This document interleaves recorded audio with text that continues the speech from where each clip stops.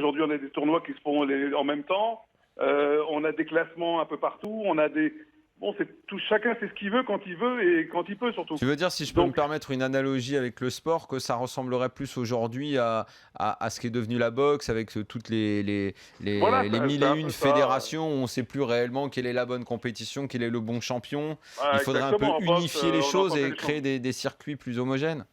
Plus homogènes, avec un seul classement, avec des performances qui sont reconnues, classées, un peu comme aux courses par exemple, avec des groupes 1, des groupes 2, des groupes 3, vous voyez, et puis donner des points. Enfin, il y a plein de choses à monter. Moi, je n'ai pas toutes les idées, mais je pense qu'il y a beaucoup de gens qui sont suffisamment amoureux du poker pour pouvoir le promouvoir et lui donner l'image qu'il mérite d'avoir. Moundir, on n'est pas que des flambeurs, et c'est l'image qu'on a aujourd'hui. Ouais, mais le problème du poker par rapport aux autres sports et par rapport à un projet comme ça, c'est que c'est un jeu d'argent où les dotations viennent de l'argent qu'apportent les joueurs, et c'est que c'est pas vraiment une activité qui a des spectateurs, ou en tout cas pas beaucoup. Du coup, on aurait énormément de mal à organiser un tournoi où on pourrait avoir des récompenses comme les tournois de tennis intéressantes, mais qui viendraient de sponsors, parce que les sponsors veulent toujours pas plus qu'avant s'approcher du poker. Sauf si t'es montré à la télé. Mais sauf si t'as une visibilité télé. Mais ce n'est que ça.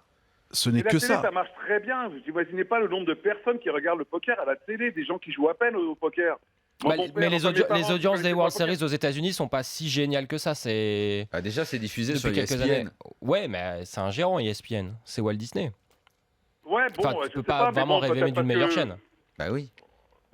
Nous en France, on demanderait juste une petite chaîne ou une moyenne. Il y a eu Canal à l'époque. Toi qui avais le WPT, combien de gens regardaient le WPT avec Patrick Bruel à l'époque? Il y en a beaucoup qui en parlent encore. Il y avait des bonnes audiences en deuxième partie de soirée, puis après, les audiences ont été un petit peu moins présentes au fil du temps. Alexandre, c'est ta spécialité.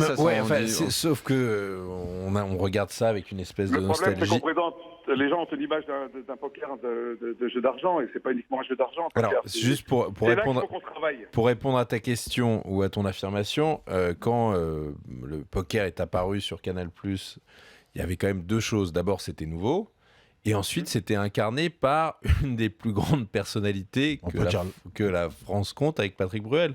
Bruel, c'est quand même quelqu'un qui est capable, quand il fait un concert, de réunir 5 millions de personnes sur TF1.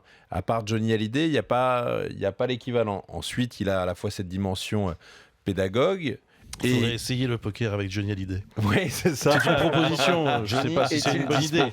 Bon, il est un peu fatigué là. On l'a vu hier. Il était un peu fatigué quand même. Mais non. Donc voilà. Après, il y a eu. Sans aller au-delà, commencer à construire les bases d'un poker un peu plus sain, un peu plus construit, un peu plus réfléchi. Je pense que c'est la deuxième étape. Aujourd'hui, on n'avance pas. Chacun fait ce qu'il veut dans son coin, et puis ça n'a pas de sens en fait.